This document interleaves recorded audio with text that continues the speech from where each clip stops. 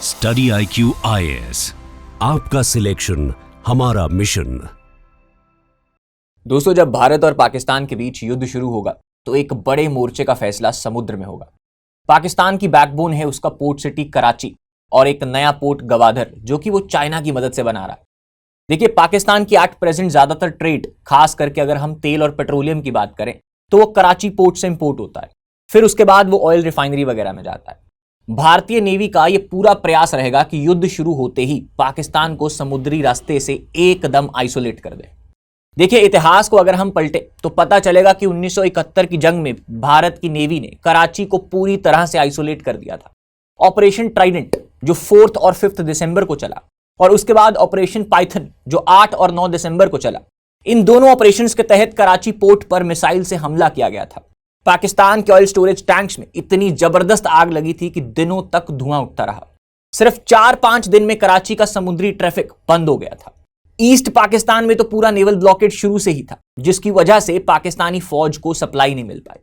दोस्तों, इसी के बाद 1999 की कारगिल वॉर में भी भारत ने ऑपरेशन तलवार के तहत कराची के पास अपनी मजबूत नेवल प्रेजेंस दिखाई थी, जो कि एक सिग्नल था कि जब भी भारत चाहे नेवल ब्लॉकेड कर सकता।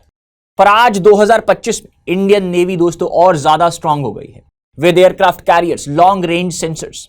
जंग की सूरत में पाकिस्तान की कोस्टलाइन सिर्फ 1040 किलोमीटर की है और वो मोस्टली अरेबियन सी में कन्फाइंड है। उसके पास दूसरा कोई भी खुला रास्ता नहीं है। दोस्तों, इंडियन नेवी की वेस्टर्न कमांड जो कि मुंबई में सिचुएटेड है, वहां से कराची तक की दूरी अप्रॉक्स 500 से 600 किलोमीटर है। तो वहां अपने कैरियर ग्रुप्स तैनात करके और सबमरीन्स को लगा के भारत आसानी से चोक पॉइंट्स को बना सकता है।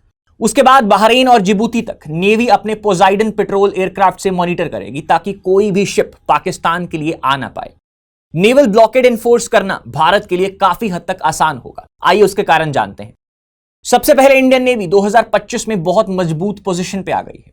भारत के पास INS विक्रम आदित्य, INS विक्रांत जैसे एयरक्राफ्ट कैरियर्स हैं, जिनके ऊपर MiG-29 के जेट्स और MH-60 Romeo anti submarine warfare helicopters तैनात हैं। इसके बाद दोस्तों, कोलकाता और विशाखापट्टनम क्लास के 10 डिस्ट्रॉयर वॉरशिप्स हैं। शिवालिक और तलवार क्लास के 13 फ्रिगेट्स के साथ भारत के पास 20+ कॉर्वेट्स भी हैं। Boeing Poseidon P-8 type patrol surveillance aircrafts हैं। INS कलवरी क्लास सबमरीन्स हैं जो स्कॉर्पियन स्टेल्थ टेक्नोलॉजी से लैस हैं, जिसके चलते वो साइलेंटली कराची के पास अंडर वाटर चोक पॉइंट्स पर डिप्लॉय की जाएंगी, जो किसी भी कार्गो शिप को रोकने की कैपेबिलिटी रखती हैं। इसी के बाद दोस्तों, INS Arihant class ballistic missile submarines, INS Chakra SSN जो कि न्यूक्लियर पावर्ड सबमरीन्स हैं, और लास्टली एक स्ट्रॉन्ग सैटेलाइट सर्वेलेंस और रियल टाइम ड्रोन्स की मदद से इंडियन नेवी के पास मिनट टू मिनट अपडेट रहेगा। मतलब भारत अपनी नेवल डोमिनेंस को मजबूती से असर्ट कर सकता है। अब दोस्तों, सवाल है कि हमारी नेवल ब्लॉकेड की स्ट्रैटेजी क्या होगी। तो दोस्तों, सबसे पहले स्टेप नंबर 1 रहेगा इमीडिएट ब्लॉकेड। देखिए, कराची और गवादर पोर्ट्स को हम पूरी तरह से आइसोलेट करेंगे। दूसरे नंबर पे हमें सबमरीन से कॉर्डन करना होगा। देखिए, भारत की सबमरीन्स कराची और गवादर के बाहर चोक पॉइंट्स पर डिप्लॉय हो जाएंगी। हर इनकमिंग और आउटगोइंग शिप मॉनिटर और इंटरसेप्ट किया जाएगा। तीसरे नंबर के ऊपर carrier strike group, aircraft carriers और डिस्ट्रॉयर्स या फ्रिगेट फ्लीट्स के साथ एयर डोमिनेंस एस्टैब्लिश किया जाएगा। और नंबर 4 माइन लेइंग, समुद्र में सी माइंस बिछाकर पाकिस्तान के नेवल वेसल्स और मर्चेंट शिप्स की मूवमेंट को इम्पॉसिबल बनाया जाएगा।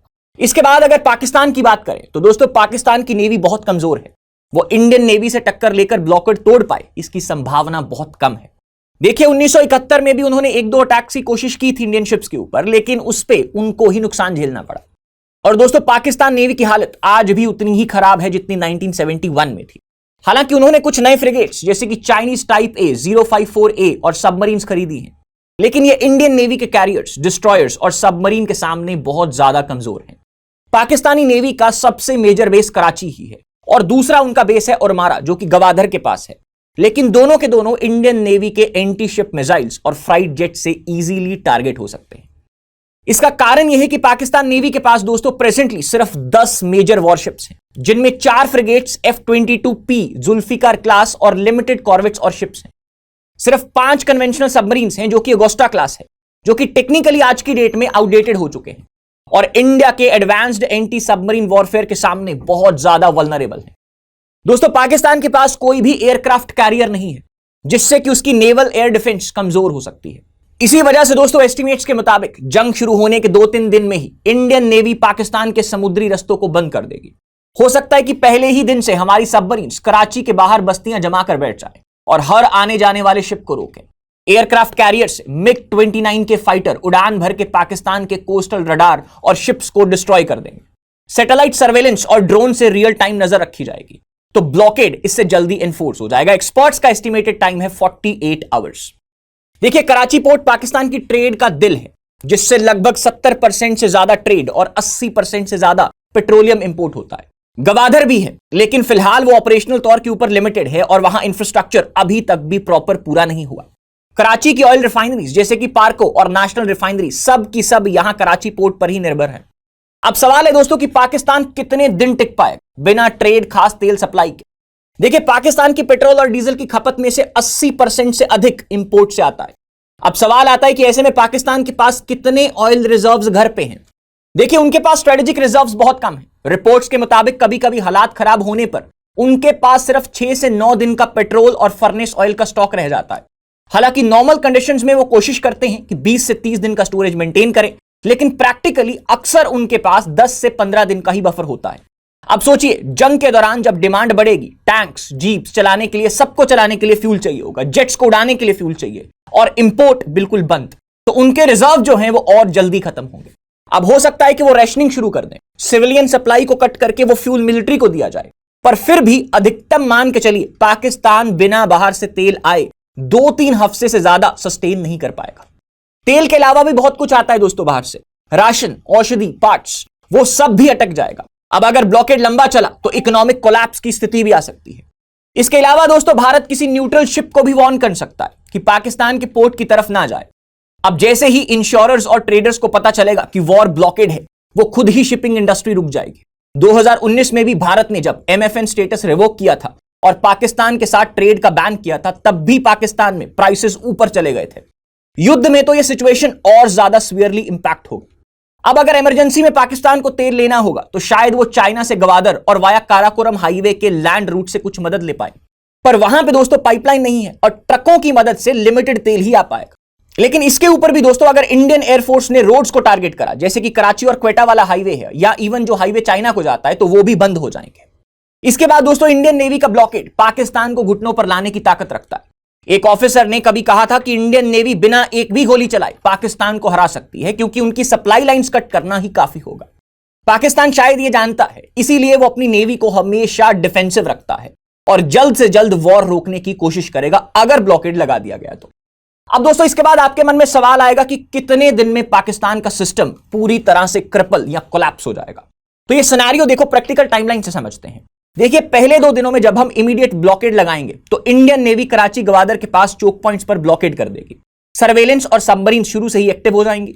उसके बाद दिन अगर तीसरे से 7वें पे जाएं तो इनिशियल शॉर्टेजेस का उसको सामना करना पड़ेगा। पाकिस्तान के स्ट्रेटेजिक पेट्रोलियम रिजर्व्स का कंजम्पशन स्पीड से शुरू हो जाएगा, सिविलियंस की रैशनिंग शुरू हो जाएगी और फ्यूल प्राइसेस जो हैं वो आसमान छूने लगेंगे। उसके बाद 8 से 15वें दिन क्राइसिस और ज्यादा डीपन हो जाएगा, सिविलियन अनरेस्ट शुरू होने लगेगा, मिलिट्री लॉजिस्टिक्स भी अफेक्ट होने लगेंगे, टैंक के रेजिमेंट्स, एयरफोर्स को फ्यूल की शॉर्टेज होने लगेगी और हॉस्पिटल्स और जनरल पब्लिक के लिए मेडिसिन की भी कमी होने लगेगी।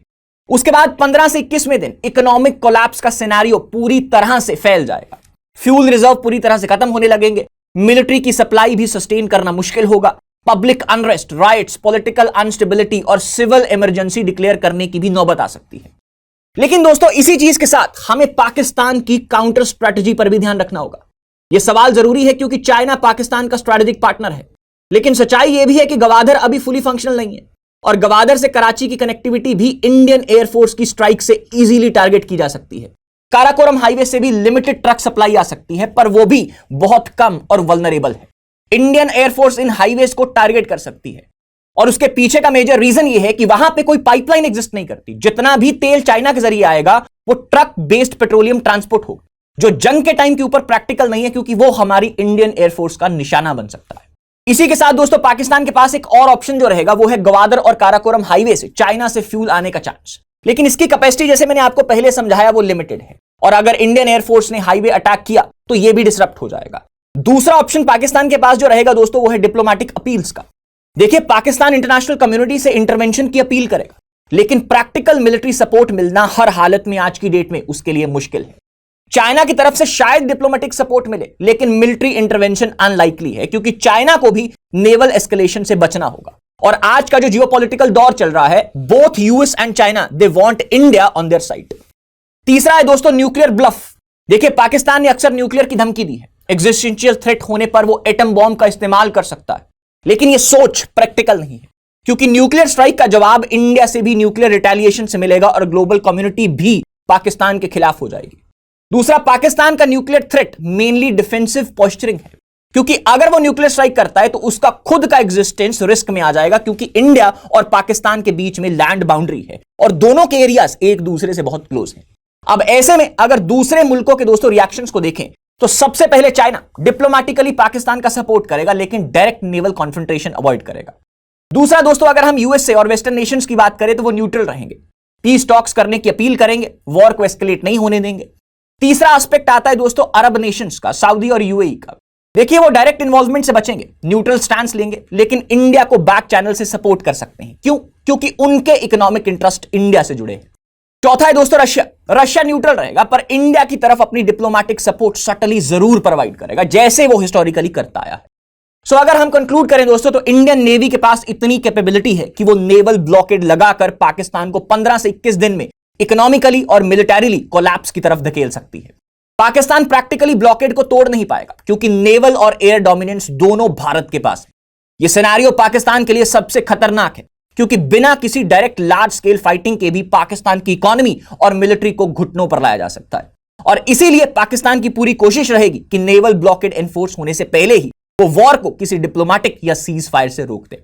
समुद्री ब्लॉकेड सिर्फ एक टेक्टिकल मिलिट्री मूव नहीं है, ये एक स्ट्रेटेजिक ट्रम्प कार्ड है जो पाकिस्तान की इकोनॉमी और सर्वाइवल पर सीधा हमला करेगा। ये जंग जमीन से ज्यादा समंदर में जीती जाएगी, और हिस्ट्री से लेकर ज्योग्राफी तक हर एंगल से भारत के पास अपर हैंड है। पाकिस्तान ये जानता है, और इसीलिए ब्लॉकेड लगते ही वो इंटरनेशनल इंटरवेंशन या सीज फायर की गुहार लगाने लगेगा। इंडियन नेवी की पावर सिर्फ एक ब्लॉकेड नहीं, एक साइलेंट थ्रेट है जो पाकिस्तान को एक नए सरेंडर की तरफ लेके जा सकता है। अगर आप भी इस मूव का सपोर्ट करते हैं तो कमेंट्स में जरूर #नेवल ब्लॉकेड जरूर लिखिएगा। अब आपकी क्या राय है इसके बारे में कमेंट सेक्शन में जरूर बताइएगा। जल्द मिलते हैं एक नई वीडियो के साथ। टिल दैट टाइम, जय हिंद, जय भारत। स्टडी IQ IAS, आपका सिलेक्शन हमारा मिशन।